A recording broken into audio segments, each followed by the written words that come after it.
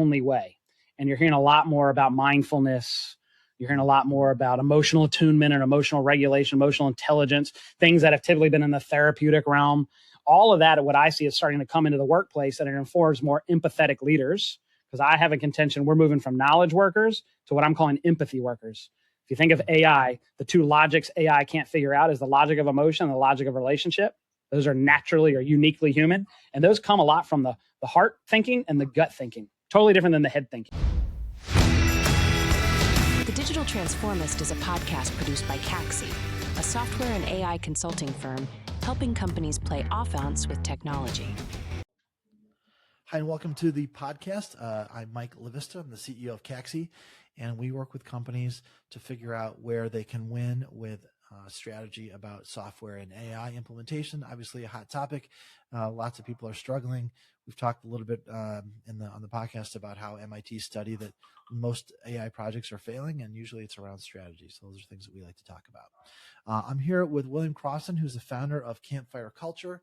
And just kind of getting started a little before we got the tape rolling here, talking about a couple of big jumps William's made in his career. I'd love to kind of fill in some blanks there. But for starters, William, thanks for joining me on the podcast bright and early here on a May 14th day.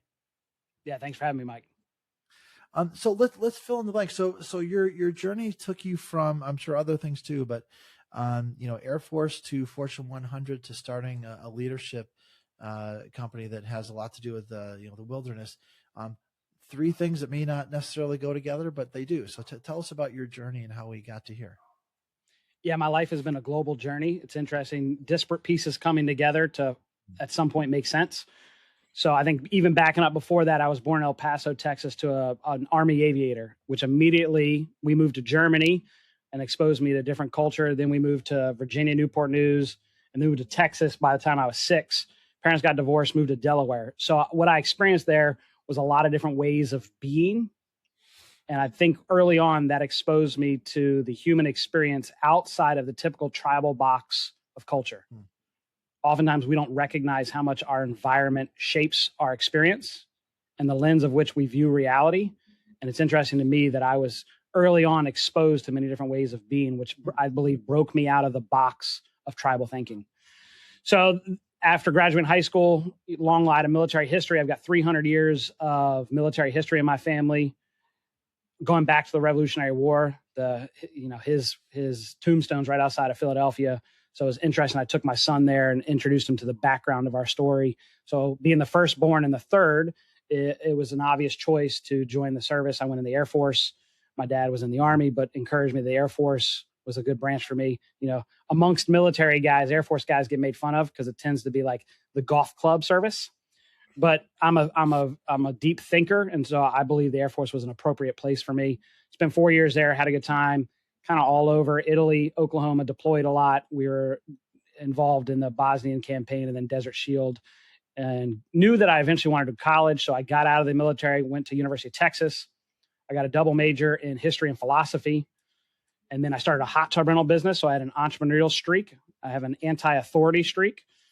Learning now, I've got visionary tendencies. We use the EOS, Entrepreneurial Operating System. I sit in the Chief Visionary Officer seat for Financial Growth Partners.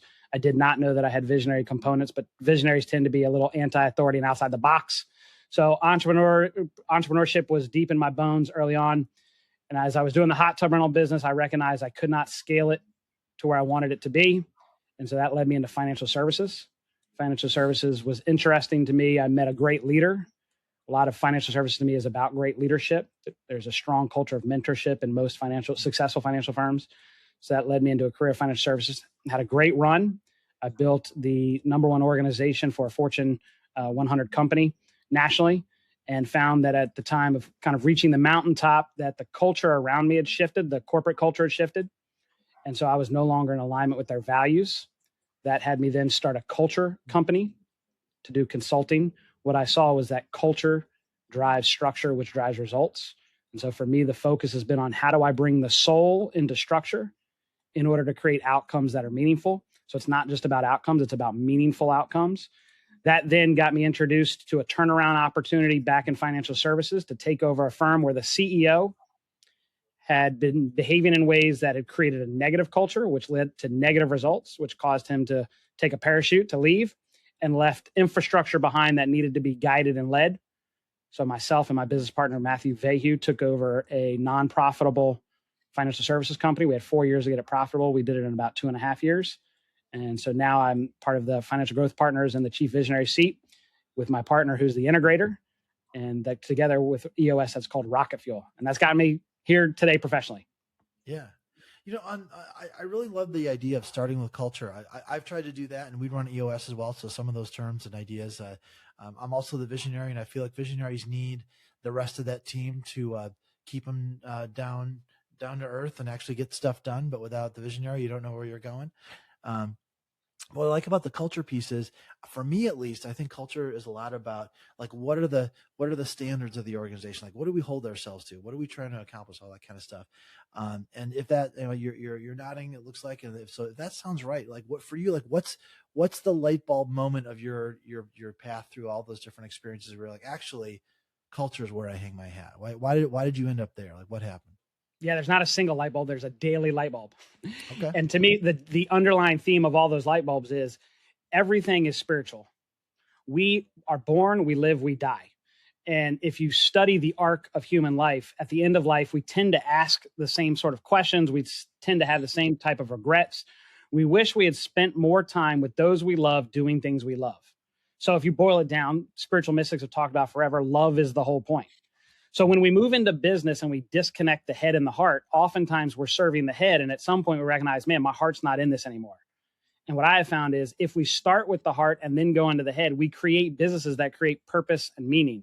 And purpose and meaning is what culture is about, right? I hate when people say we've got a great culture. That tells you nothing. Culture is the art and tradition of a people group. So it's how they are with each other. Why is that important? We live in a relational cosmos. Who you are being when you're in relationship with others is what drives everything. People are in business because it makes their life better. It's where we meet each other. Today, I believe work is the new church. We worship in the realm of work. And so we go to work and we're exchanging our life for money. But from my lens, money is an illusion. Money is something we have agreed to pursue, and sometimes we forget why. And so going back to culture, you have to ask yourself, you have to go a little bit deeper. Why am I here? Why am I exchanging my life for money? And how am I doing it in a way that creates meaning for me and for others? And to me, the height of being in business is I create things out of the depth of who I am. I'm uniquely built to do it. I align with people who align with me and my values. As Aristotle says, the highest form of friendship is friendship of the good. And what he means by that is we meet, we see the world the same way, and we want to create the same tomorrow world. That is the highest alignment. So when you build organizations around friendship of the good and you encourage people into their unique essence, which I find most of us have no clue who we are. We've got some clue, but there's so much more discovery. And work is the place where we can discover depths of who we are and how it makes the world a better place. That then generates a culture. So what I've seen is when you build a culture of connectivity and curiosity, you create an environment of belonging where people want to be and they want to exchange their gifts for remuneration. And so I encourage people, you got to slow down. You got to be more intentional in relationship. And then you got to be curious on where you're going together. And what we've seen is that facilitates an engagement of the human spirit, which there's great research on the heliotropic effect, which is all living systems tend toward the light, meaning that all things that are, if you think of a plant in a window, it will turn towards the sunlight. So if a plant does that, the question is a human psyche a living system? Research indicates it is. And so what is light to the psyche? Research indicates virtue. So environments that you're pursuing courage, justice, temperance, wisdom, they create humans leaning in. And all that then leads to productivity, which shows up as a paycheck.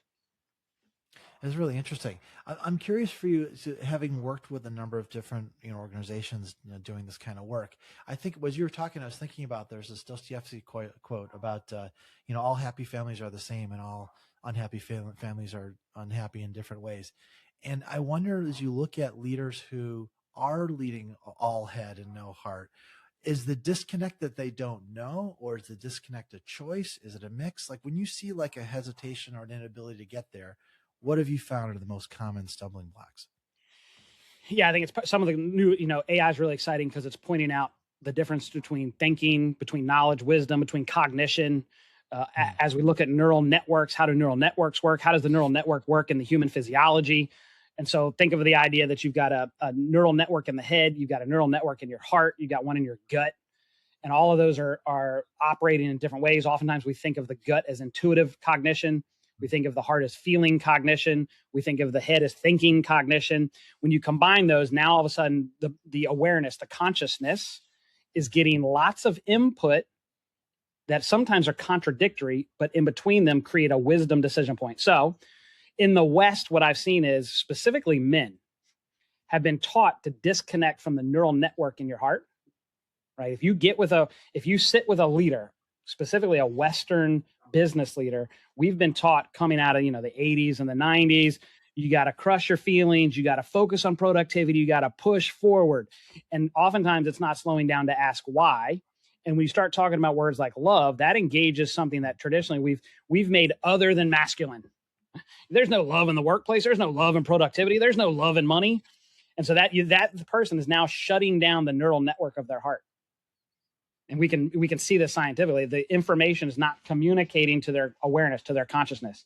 They're all in their thinking cognition. So they've literally disconnected from their heart. And so then when they're in the workplace, they're making head-only decisions because they're not tuned into their heart. And that often shows up in your personal life as well. So, you're seeing an influx now of all that. You're seeing a softening of the head-only way. And you're hearing a lot more about mindfulness. You're hearing a lot more about emotional attunement and emotional regulation, emotional intelligence, things that have typically been in the therapeutic realm. All of that, what I see, is starting to come into the workplace, and it informs more empathetic leaders. Because I have a contention, we're moving from knowledge workers to what I'm calling empathy workers. If you think of AI, the two logics AI can't figure out is the logic of emotion and the logic of relationship. Those are naturally or uniquely human. And those come a lot from the heart thinking and the gut thinking. Totally different than the head thinking. That's really interesting. And even as you were talking, I'm thinking sort of generationally, there's been a big shift. And I find myself enjoying being a more empathetic leader. Whereas earlier in my career, I almost felt out of place. I felt like I didn't belong because I was trying to do something that didn't feel right. And I think it's because the generation above us, and we're pretty close in age, a generation above us was all heading, you got to be hard charging and plow through, and you don't like it, get out of here. And none of that works anymore. And I think the other really interesting thing is whether you like it or not, the generation below us is saying, well, if you don't, I'm out. And that's exactly a totally different approach. And it's interesting. It's going to happen whether you like it or not. Yeah, it's happening. And I think that's the challenge of generationally, right? If you think about cycles of life, so you talk about wisdom from the wilderness. If you step back and you look at a broader picture, you start to see like universal cycles. Elder men in societies are supposed to be the wisdom carriers. There's a great book, Strength to Strength, that talks about the two different intelligence, first half of life, second half of life. First half of life, you have this mind that can pick up information and it can connect dots in a powerful way. It's the knowledge mind. Second half, it creates context around all those data points. It's a little slower, but it sees more broadly. So we need elders in the marketplace, wisdom, to then inform knowledge. Unfortunately, in our society, we have, exalted youth. We've exalted testosterone, which is an early male chemical. The late male mind starts to lower testosterone and raise oxytocin, which is a more feminine communal chemical in the brain. It makes us be more together. That's necessary for men to be not competition with young men, but to be the wisdom bearers. But in our society, we're jacking ourselves as we're older with testosterone, trying to still be the young buck. And so we have a breakdown in these universal cycles of how connectivity is supposed to work. And then you see in the marketplace, like we're having a lot of success with the younger generation, partly because we've recognized they speak differently. They value differently. Culture shapes your view of reality. And oftentimes you'll hear the elders say, oh, the kids these days. But recognize the kids these days are the ones with all the energy and they're building the future. Our job is to guide them. And oftentimes CEOs are a little bit older. They're supposed to have more wisdom. You're not supposed to behave like the young bucks you're hiring. You're supposed to be there to create environments where they can build the future. Yeah. And so I think all of that starts to break down culturally when we don't understand, the world is evolving. America's evolving. Nothing stays the same. Can you see how it's changing and not make it wrong, but ride the wave? Yeah. I'm curious to your take on this. One of the things I've been thinking about and reading a lot about lately is the idea of flow and being in flow. And I wonder if you have a take on, in a way, to create flow as a leader. I think in many ways is to remove the obstacles and just kind of, if people can get into that state, how to keep them in there and that kind of thing. And I wonder if culture is sort of a catalyst to accelerate that, because I feel like I'm part of this thing and I'm not all the thoughts I have about, do I fit? Is this person thinking about, what I'm thinking about, all that kind of stuff. It seems to remove a lot of the friction. What's your take on that kind of idea? Yeah, I love that question. I can't ever say his name right, but I think it's Mikhail Csikszentmihalyi. I can't say the last name, but his book on flow is amazing.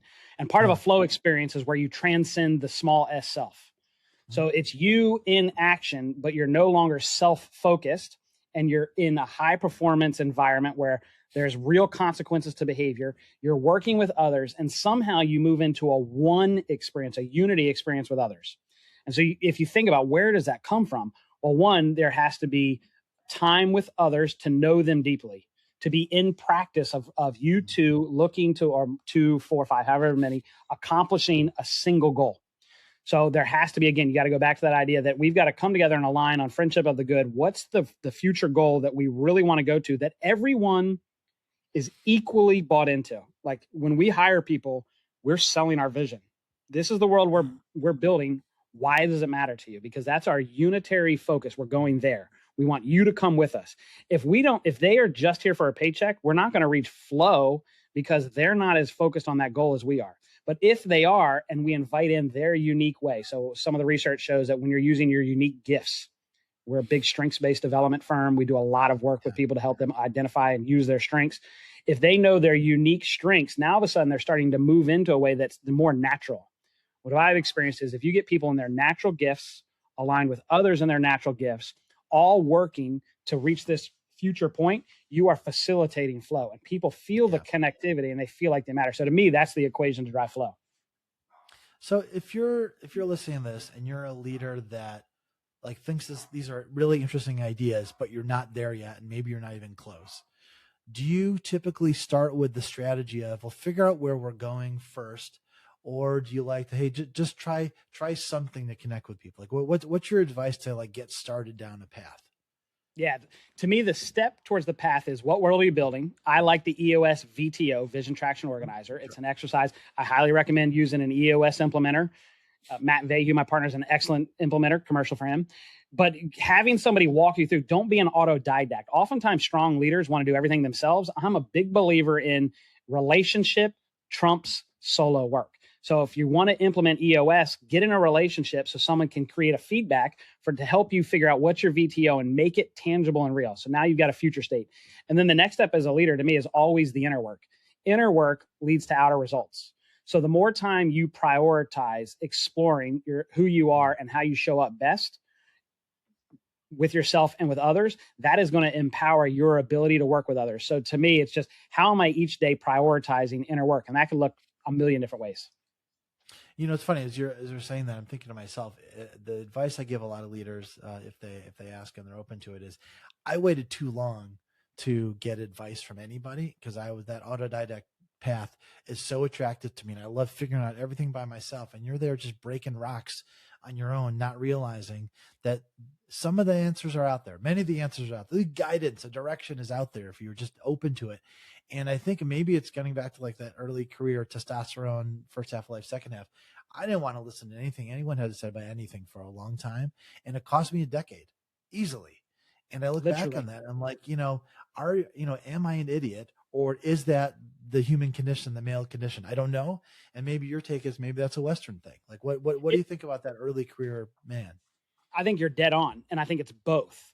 So testosterone, if you I like the image of, if you think of 2 bucks in the wild and they're just busting horns, that's what testosterone does to the young male. It's a fight chemical. It's a risk chemical. It makes you very individualistic. It makes you combative. And that's a good thing from a biology perspective. We need young males to take the risk to advance our tribe, our society. But recognizing what it then necessarily says is, you need to go out and to challenge all by yourself. So I like self-awareness, because if you're aware of how your physiology works, now you can be the awareness above it, right? So I'm a big believer in mindfulness. So being aware, if I'm a young male, everything in me is saying, be competitive, go out and do it on my own. I can do that, and I can marry the wisdom of the elders who come along and go, you know what I wish somebody had told me when I was 22? and I can invest in mentorship relationships, and I can value gray hair. I can value 5 decades, and I can say, hey, as a young man, what were you thinking? And I can try and incorporate your thinking. Now, one of my issues in America is we're taught in Western today, well, maybe it's our generation, I don't know, but an idea exists to be like John Wayne, to be self-sufficient, to do it on your own. So you see all these men trying to figure out how to do it on their own, and to ask for help is oftentimes seen as weak. I know it was taught to me that way. Like, if you're asking for help and you're saying you don't know, how can you be a leader? And so it's definitely ingrained in our time frame growing up to not ask for help. And so I believe part of what we have to help each other do, especially as men, is recognize, no, asking for help is a good thing, specifically from elder men, and for elder men to recognize they're not competition. You're not in competition with them. Like, you're different now. You need to be the wise guy, not the guy that's out winning the game. Yeah. You know, it's funny as you say that. I've thought about this. I don't know if this idea is good enough for a book, but maybe a little short something. The idea that our generation grew up with all these movies where one person did it. One person saved the day. One person blew up the Death Star. One person did all these things. And it's a really attractive narcissistic model to think that, like, oh, I can and should do this all on my own. Yeah. And all of a sudden you get there and you're like, oh, wait a second. And I know this quote is attributed to a bunch of million things, but like, if you want to go somewhere fast, go on your own. If you want to go somewhere far, go with a group. Ubuntu, and that message took forever to land. And I think in part it's because what we grew up with all these heroes, the idea of the hero, and that the hero of 1,000 journeys thing, where like it's the same story over and over again. That thing is ingrained in us, and it's hard to knock it. Like, how do we let go of that? I don't know.